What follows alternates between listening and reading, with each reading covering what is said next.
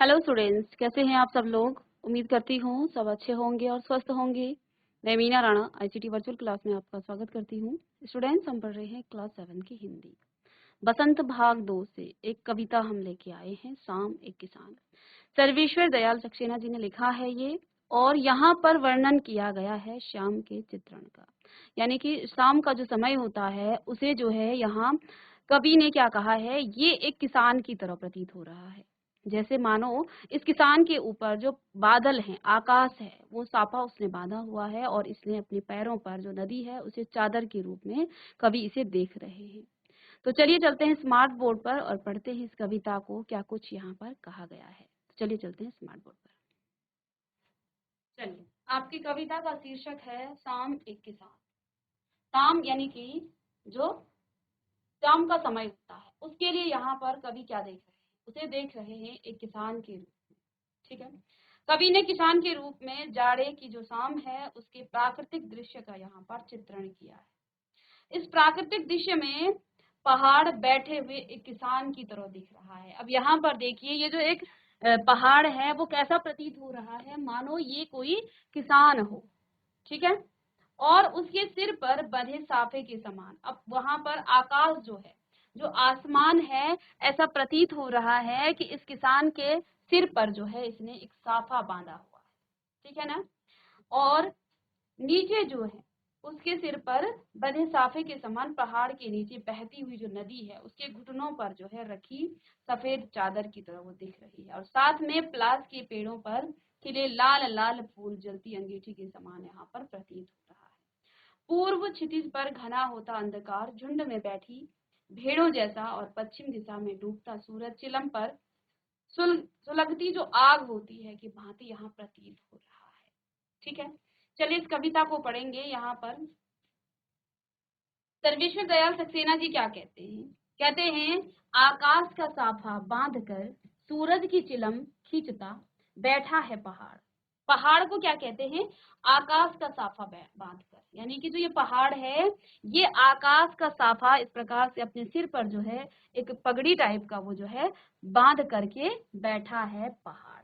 ठीक है। और सूरज की चिलम खींचता, ऐसा प्रतीत हो रहा है कि ये जो डूबता सूरज है इसकी वो चिलम खींच रहा है। चिलम देखा है आपने, आपके बुजुर्ग जो आपके दादी नाना लोग, नाना नानी लोग पहले जो है चिलम जो है उसमें क्या करते थे, एक तरह से जो है इस तरह का इसमें जो है कोयले डाले जाते थे और यहाँ से जो है वो फूकते हैं।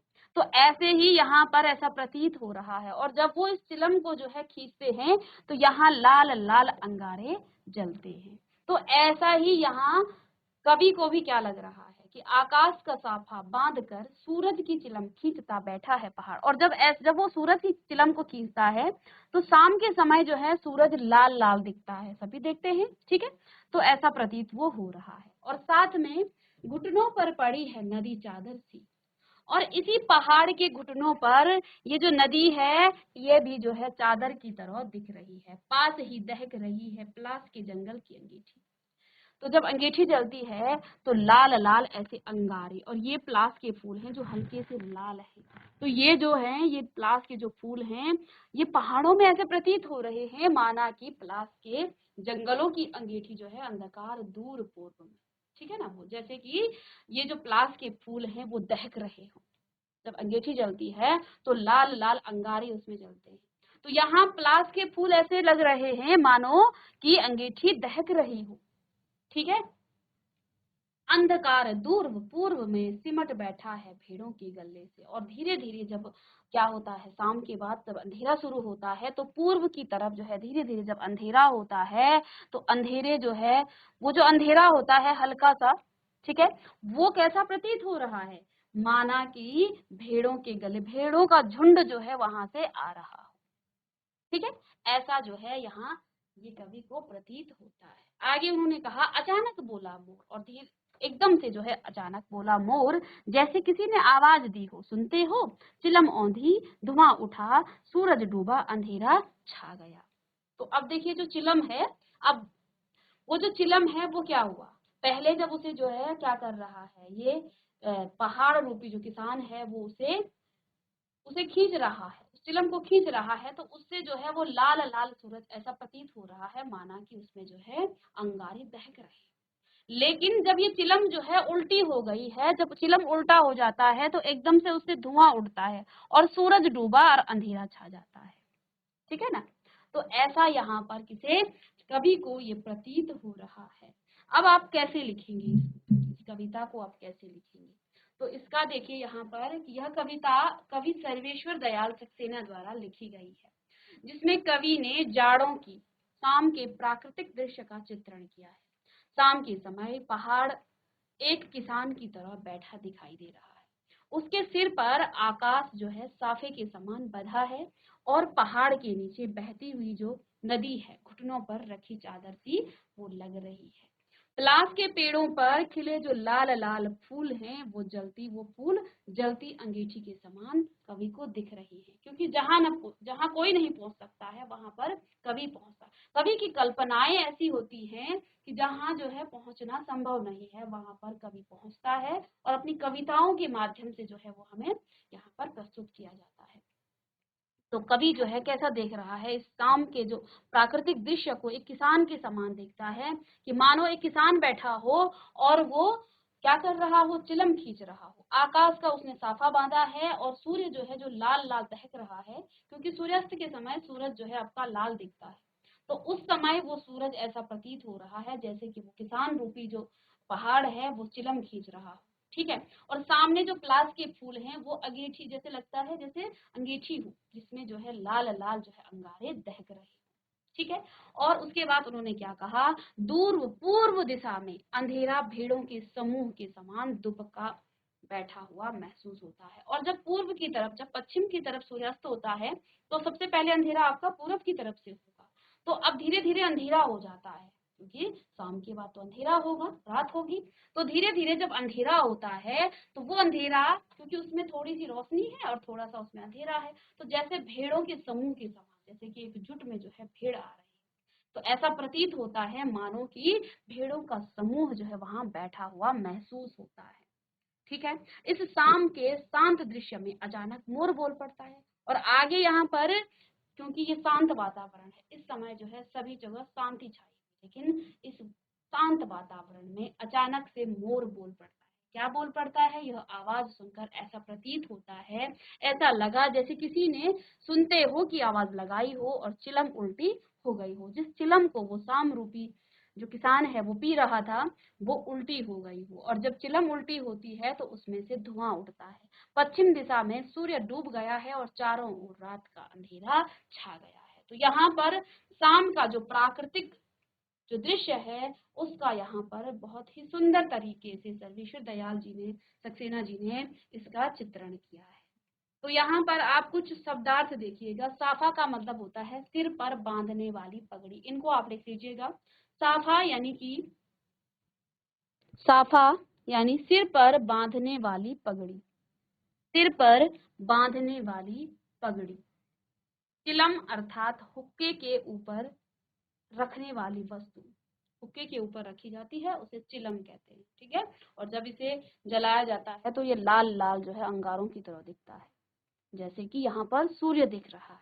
ठीक है ना। चिलम किसे कहा, जैसे यहाँ पर आप देखिए इसे क्या कहा है, चिलम कहा है कि मानो इस किसान ने जो है चिलम रूपी जो है ये सूर्य जो है, सूर्य को जो ही चिलम जैसा ये दिख रहा है। जब इसे चिलम को जलाया जाता है, इसमें जो है सो खींचा जाता है, तो तब इससे जो है लाल लाल जो है इस प्रकार से सूर्य की तरह अंगारे उसमें से दिखते हैं।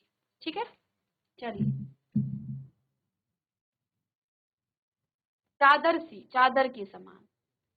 तो यहाँ उस पहाड़ के नीचे जो नदी बह रही है वो मानो प्रतीत हो रही है कि कोई चादर जो है इस किसान ने अपने घुटनों में ओढ़ कर रखी है, दहक रही है यानी कि जल रही है। पलास होता है एक प्रकार का वृक्ष जिस पर लाल रंग के फूल लगते हैं। पलास के फूल यानी एक प्रकार का वृक्ष है जिस पर लाल रंग के, जिस पर लाल रंग के वृक्ष जिस पर लाल रंग के फूल इसमें खिलते हैं या लगते हैं। चिमटा यानी कि दुबका हुआ, गल्ले सा, समूह के समान। ठीक है। औंधी यानी उल्टी, औंधी यानी उल्टी। तो सभी शब्दार्थ को लिख लीजिएगा।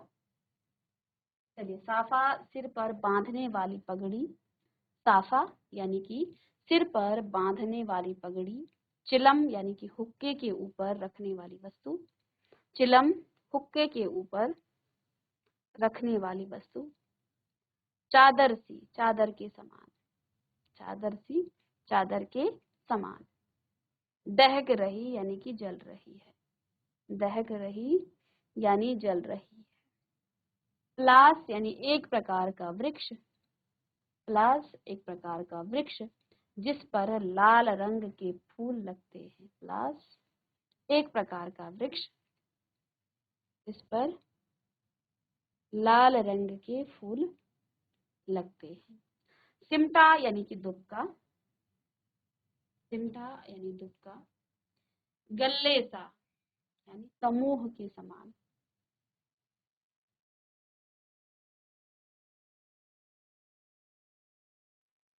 औंधी यानी उल्टी। अब देखिए किस प्रकार से आप लिखेंगे। यहाँ आपको कविता इस प्रकार से दी जाए, आकाश का साफा बांधकर सूरज की चिलम खींचता बैठा है पहाड़, घुटनों पर पड़ी है नदी चादर सी, पास ही दहक रही है पलास के जंगल की अंगीठी, अंधकार दूर पूर्व में सिमटा बैठा है भेड़ों के गल्ले सा। तो इस प्रकार से आपको काव्यांश दिया जाएगा और लिखना, यहाँ आपको प्रश्न पूछा जाएगा कि इस काव्यांश का आपको संदर्भ, इसकी व्याख्या, आपको इसका अर्थ आपको बताना है, इसके भावार्थ को आपने बताना है। ठीक है, तो यहाँ आप किस प्रकार से इसकी व्याख्या को लिखेंगे कि दूर स्थित पहाड़ आसमान की पगड़ी जो है, किसको, पहाड़ को, इसका भावार्थ और व्याख्या क्या, दूर स्थित पहाड़ आसमान की पगड़ी धारण किए हुए अपने हाथों में सूरज की चिलम पीता हुआ सा लगता है, ऐसा प्रतीत हो रहा है ये पहाड़ मानो कि ये कोई किसान बैठा है और अपने हाथों में सूरज की ये चिलम पीता हुआ नजर आ रहा है, या ऐसा प्रतीत हो रहा है। किसान इस रूप में इस शाम को देख रहा है, क्योंकि वहां जो प्राकृतिक दृश्य है वो पहाड़ ऐसा प्रतीत हो रहा है मानो कोई किसान बैठा है और अपने हाथ में वो सूरज की चिलम को पीता हुआ नजर आ रहा है। दूसरे शब्दों में दूर से पहाड़ पगड़ी पहने एक किसान की तरह बैठे हुए चिलम पीता हुआ सा दिखाई देता है। तो कैसे भी आप लिख सकते हैं, अपने शब्दों में समझ लेना है इसे। पहाड़ के नीचे बहती हुई नदी किसान के घुटनों पर रखी चादर की तरह दिखती है, और इस पहाड़ के नीचे जो बहती हुई नदी है, पहाड़ों के नीचे नदी बहती है, वो मानो ऐसा प्रतीत हो रही है मानो इस किसान ने अपने घुटनों पर जो है कुछ चादर सी रखी हुई है। ठीक है, पहाड़ पर उगा लाल फूलों से लदा फंदा पलास का जो पेड़ है उसके पास रखी दहकती अंगीठी सा दिखाई दे रहा है, क्योंकि पहाड़ों में शाम के समय जो है वो जो पलास के फूल हैं, क्योंकि वो भी हल्के लाल रंग के होते हैं, जैसे कि अंगीठी से जो चिंगारी है, जो दहकती अंगीठी है यानी कि जलती हुई जो अंगीठी है वो सा प्रतीत हो रहा है। ये पलास के फूल, ऐसा लग रहा है जैसे अंगीठी जल रही होगी। ठीक है ना, तो शाम के समय ऐसा ये पलास के फूल यहाँ पर कवि को लग रहे हैं। और जब होता क्या है, सूर्यास्त होने को है, यानी कि अब सूर्य अस्त होने वाला है, धरती की पूर्वी जो क्षितिज पर धीरे धीरे अंधकार गहराने लगा है, और जब सूर्यास्त होता है पश्चिम की तरफ तो धीरे धीरे पूर्व की तरफ से अंधेरा छाने लग जाता है। धरती के पूर्वी छोर पर गहराता अंधकार किसी सिमटे हुए भेड़ों के झुंड सा दिखाई देता है, और धीरे धीरे जब अंधकार होना शुरू हो जाता है तो पूर्व दिशा में, क्योंकि पहले पूर्व से ही अंधेरा होगा, तो वो ऐसा प्रतीत हो रहा हो मानो कि किसी सिमटे हुए भेड़ों के झुंड सा वो दिखाई देता है। ठीक है, कहने का यहाँ तात्पर्य है कि शाम का जो समय है वो पहाड़ दिन भर से थके हारे चिलम पीते किसी किसान की तरह अपनी थकावट उतारता सा प्रतीत हो रहा है। यहाँ कवि ने क्या कहा, ये शाम जो है ऐसा प्रतीत हो रहा है जैसे कोई किसान दिन भर वो थक जाता है और शाम को जो है वो चिलम पीता, आराम से बैठ करके चिलम पीता है। ठीक है, पहले के लोग बहुत पीते थे, अब तो आपको बहुत कम दिखेगा, लेकिन अभी भी गाँव में किसी आपके जो बुजुर्ग हैं, आपके जो पूर्वज हैं, उनके पास जरूर चिलम होगी, होगी, तो उनसे आप जरूर पूछिएगा कैसा होता है। ऊपर से कटोरी सा होता है, नीचे उसमें जो है एक पतला सा डंडा होता है, वहां से चिलम डाल करके ऊपर उसे जो है दहकाया जाता है, और वो लाल लाल सा जब उसे वो पीता है, जो आपके पूर्वज थे वो पीते हैं, तो वो जो है ऊपर लाल लाल जो है उसमें चिंगारियां उठती है। तो ऐसा ये चिलम है। तो यहाँ पर कवि को ऐसा ही ये साम रूपी जो किसान है वो प्रतीत हो रहा है। तो इसको आप लिख लीजिएगा, साम। साम एक किसान का भावार्थ और व्याख्या। तो हमने साथ में लिख दी है इसकी व्याख्या और भावार्थ। तो लिखिएगा, दूर स्थित पहाड़ आसमान की पगड़ी धारण किए हुए, आसमान की पगड़ी धारण किए हुए, अपने हाथों में सूरज की चिलम पीता हुआ, अपने हाथों में सूरज की चिलम पीता हुआ सा लगता है। दूसरे शब्दों में, दूसरे शब्दों में दूर से पहाड़ पगड़ी पहने हुए एक किसान की तरह बैठे हुए चिलम पीता हुआ सा दिखाई देता है।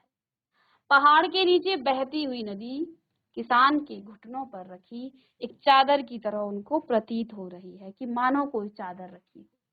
पहाड़ पर उगा लाल फूलों से लदा फंदा पलास की जो पेड़ हैं उसके पास रखी दहकती अंगीठी सा कवि को प्रतीत हो रहा है। ठीक है, सूर्यास्त होने को है। ठीक है, सूर्यास्त होने को है, और धरती के पूर्वी क्षितिज पर धीरे धीरे अंधकार गहराने लगा है। जब सूर्यास्त होता है तो पहले पूर्व की तरफ से जो है धीरे धीरे अंधकार छाने लग जाता है, और धरती के पूर्वी छोर पर गहराता अंधकार, यानी कि जब ये पूर्व दिशा से ये अंधेरा छाता है, धीरे धीरे इस तरफ आता है, वो ऐसा प्रतीत हो रहा है, ये जो गहराता अंधकार है, यानी धीरे धीरे जो अंधकार गहरा होता जा रहा है, ऐसा प्रतीत हो रहा है किसी सिमटे हुए भेड़ों के झुंड सा ये दिखाई देता है। कहने का तात्पर्य यह है कि शाम के समय पहाड़ दिन भर से थके हारे चिलम पीते किसी किसान की तरह अपनी थकावट वो दूर कर रहा है, थकावट को उतारता सा प्रतीत हो रहा है। अब यहाँ पर देखिएगा कि यहाँ कितना सुंदर तरीके से कवि ने जो है इसका चित्रण किया है। ये जो पहाड़ है ये कैसा प्रतीत हो रहा है, कवि को ये पहाड़ दिख रहा है मानो ये कोई किसान है। पहाड़ के ऊपर जो है मानो ये जो आकाश है, आसमान है, ऐसा प्रतीत हो रहा, और आसमान में जो बादल हैं इसी प्रकार के होते हैं ना बादल, ऐसे ये बादल आसमान में ये छाए हुए बादल मानो इस किसान की साफा इसने बांधा हो। ठीक है, अब पहाड़ों के नीचे से इस प्रकार से नदियां बहती हैं, ये नदी ऐसा प्रतीत हो रहा है मानो इस किसान ने, इस पहाड़ रूपी किसान ने अपने घुटनों पर क्या की हो, कोई चादर ओढ़ ली हो। आगे जो सामने दूसरी पहाड़ी में प्लास के सामने प्लास के जो फूल दिख रहे हैं वो मानो अंगीठी की तरह दहक रहे हैं। और यहाँ पर देखिए इस किसान को क्या कहा कि ये सूरज रूपी चिलम जो है मानो पी रहा हो। ठीक है, और जब पूर्व दिशा से क्या होता है, अंधकार होता है, ये अंधकार गहराता हुआ ऐसा प्रतीत हो रहा है मानो कि भेड़ों का झुंड जो है ये उनको इस प्रकार से दिख रहा है। तो कितने सुंदर तरीके से यहाँ पर कवि ने इसका वर्णन किया है। ठीक है ना, चलिए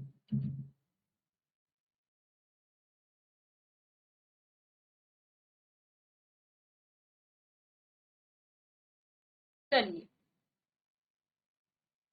अब नेक्स्ट क्या है, आगे की पंक्तियों में क्या लिखा है। अचानक बोला मोर, जैसे किसी ने आवाज दी, सुनते हो, चिलम औंधी, धुआं उठा, सूरज डूबा, अंधेरा छा गया। तो इस पंक्ति में अब आपको पहली पंक्ति भी आ सकती है, दूसरी पंक्ति भी आ सकती है। ठीक है, तो आप इसके जो संदर्भ में क्या लिखेंगे कि प्रस्तुत काव्यांश हमारी बसंत भाग 2 की शाम एक किसान से ली गई है, और इसके लेखक हैं सर्वेश्वर दयाल सक्सेना जी। और यहाँ पर शाम के चित्रण को, प्राकृतिक चित्रण को यहाँ पर कवि ने एक किसान के रूप में यहाँ पर बताया है, और बड़ा ही सुंदर तरीके से यहाँ पर इसका वर्णन किया है। अब देखिए, इससे पहले श्याम का जो चित्रण था वो किया है, लेकिन अब जब अंधेरा हो जाता है, शाम के बाद अंधेरा हो जाता है, उसका यहाँ पर चित्रण किया है। इस काव्यांश में कवि मोर की आवाज को शाम होने का संकेत बताते हुए लिखता है, शाम एक किसान। ठीक है, तभी अचानक से क्या हुआ, दूर कहीं से मोर की आवाज सुनाई देती है। तो इस शांत वातावरण के बाद जब इस दृश्य को जो है कवि देख रहे थे, लेकिन तभी कवि को अचानक से कहीं दूर से मोर की आवाज सुनाई देती है। कवि को ये लगता है कि मोर सुनते हो कहकर शाम होने की सूचना दे रहा है, कि मानो इस सन्नाटे में, इस मनोरम जो है वातावरण में मोर ये कह रहा हो कि सुनते हो कहकर शाम होने की सूचना दे रहा है। तभी धीरे से सूरज दूर क्षितिज पर गायब हो जाता है। लेकिन धीरे से अब क्या होता है, सूरज जो है गायब हो जाता है। चारों ओर अंधेरा छा जाता है, अंधकार छा जाता है, मानो किसान ने अपनी दहकती अंगारी वाली जो चिलम है उसको उलट दिया। ऐसा प्रतीत होता है मानो कि उस किसान ने जिस चिलम को वो पी रहा था उसको उलट दिया हो और यहाँ पर धुआं हो गया हो। शरद ऋतु के कारण वातावरण में कोहरा तैरने लगता है। तो कवि को जो है लगता है कि किसान द्वारा चिलम उलट दिए। अब देखो शाम को क्या होता है, पूरा कोहरा जो है छाया रहता है शरद ऋतु में, और वो जो कोहरा है वो ऐसा प्रतीत हो रहा है कवि को कि मानो उस किसान ने क्या कर दिया हो, अपनी चिलम उलट दी हो, जिससे, और जब चिलम को उलट देते हैं तो उसमें धुआं निकलता है। तो ये जो कोहरा है वो मानो ऐसा प्रतीत हो रहा है जैसे कि वहां धुआं फैल गया हो। भावार्थ यह है कि सूरज डूबने से चारों ओर कोहरा, अंधेरा छा जाने से धुएं के फैलने का आभास होता है। ठीक है, तो कवि क्या कहते हैं कि ये जो शाम के बाद जब रात होती है तो रात होने से क्या प्रतीत होता है, मानो कि जो ये किसान चिलम पी रहा था वो जो है उसने उस चिलम को जो है क्या कर दिया हो, उलट दिया।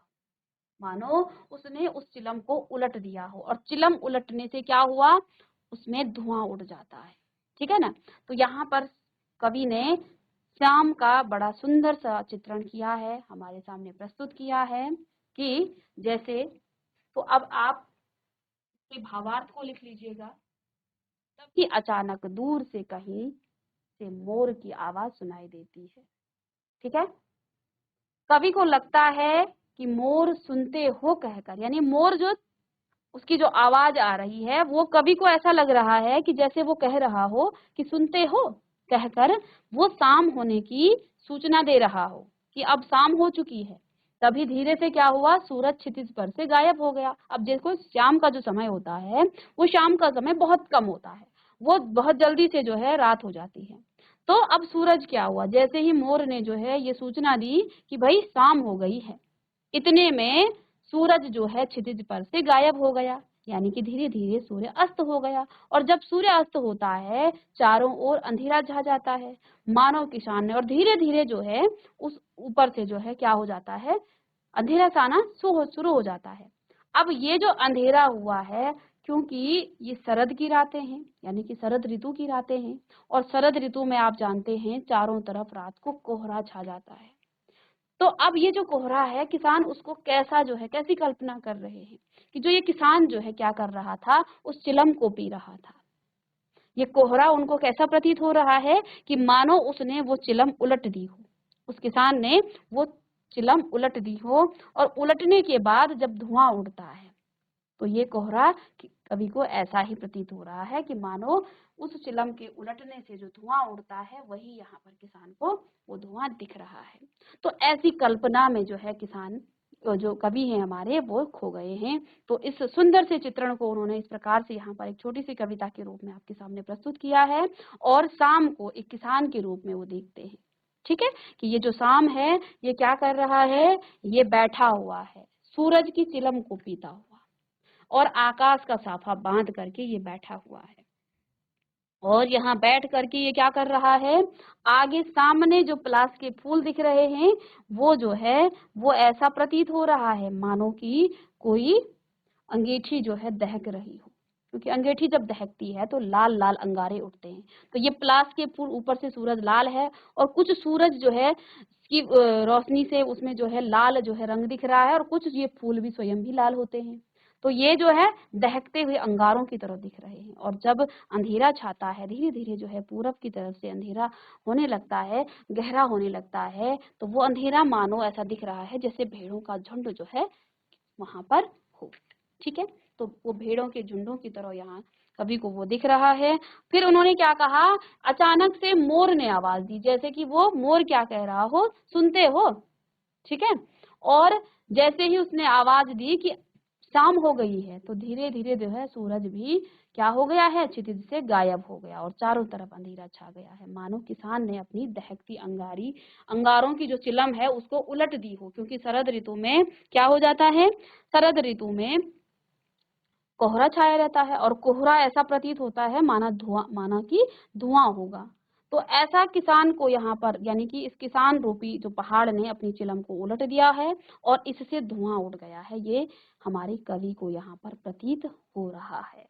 तो ये कविता के जो भावार्थ थे वो भी आपने किए और साथ में इसके कुछ शब्दार्थ भी आपने लिखे।